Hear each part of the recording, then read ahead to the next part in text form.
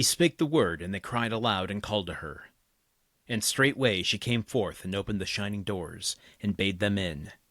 And all went with her in their heedlessness. But Eurylochus tarried behind, for he guessed that there was some treason. So she led them in, and set them upon chairs and high seats, and made them a mess of cheese and barley-meal, and yellow honey with Pramnian wine, and mixed harmful drugs with the food to make them utterly forget their own country. Now when she had given them a cup, and they had drunk it off, presently she smote them with a wand, and in the styles of the swine she penned them, so they had the head and voice, the bristles and the shape of swine.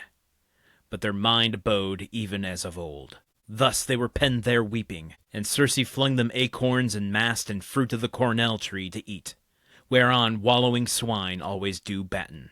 Now Eurylochus came back to the swift black ship to bring tidings of his fellows, of their utterly unseemly doom. Not a word he could utter, for all his desire, so deeply smitten was he to the heart with grief, and his eyes were filled with tears, and his soul was fain of lamentation. But when we had all pressed him with our questions and amazement, even then he told the fate of the remnant of our company.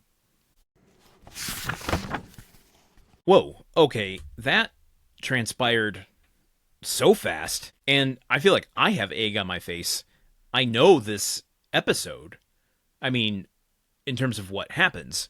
I guess not how it happens. Did not expect this entire transformation scene to happen instantaneously, basically, within like a sentence. And I'm going to push back on Odysseus again here. He introduces Aea, the island of Circe, and Circe herself, when they arrived, calling Circe an awful goddess. And yet, he gives her no, I'm not going to even say agency, because that's like a 2026, somewhat eye-rolly justice warrior term.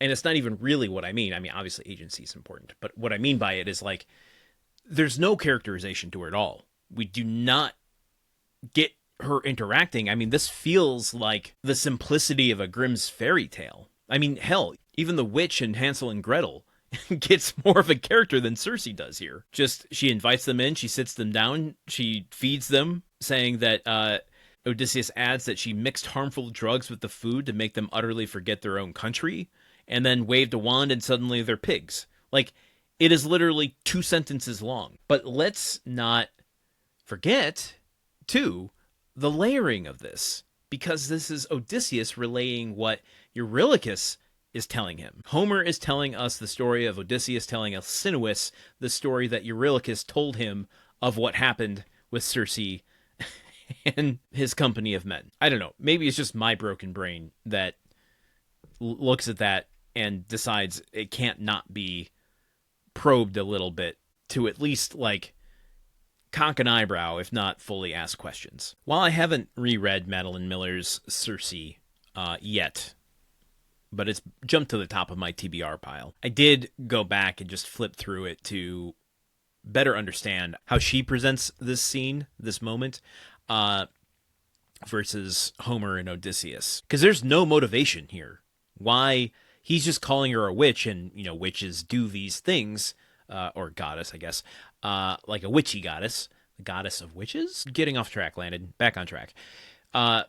Madeline Miller reframes this scene entirely to back away from this kind of cackling Disney villain into a much more complex character who is lonely. She's deeply intelligent because she's a goddess, just like enduring centuries of experience that has hardened her. And I really love putting these two moments up against each other, because here, I mean, Homer is basically just saying, this evil god has turned my men into swine, while he's having Odysseus say that, right? But in Madeline Miller's book, she is painting out, the situation of a woman being alone on a remote island, and that the men are behaving in a way that makes her concerned for herself. And the really interesting shift underneath both of these is Odysseus is going, oh, woe is me. Look at all of these things that have happened to me and my men.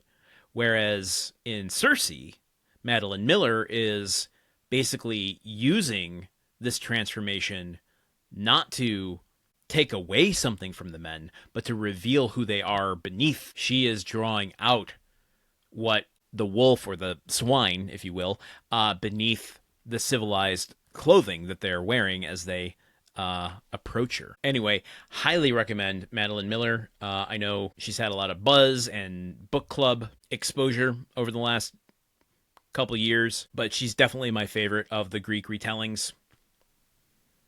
I'm sure she will come up again and again, particularly if we ever get to the Iliad, where she has written her own version of the Song of Achilles. Okay, that is all I have for today. This episode really surprised me.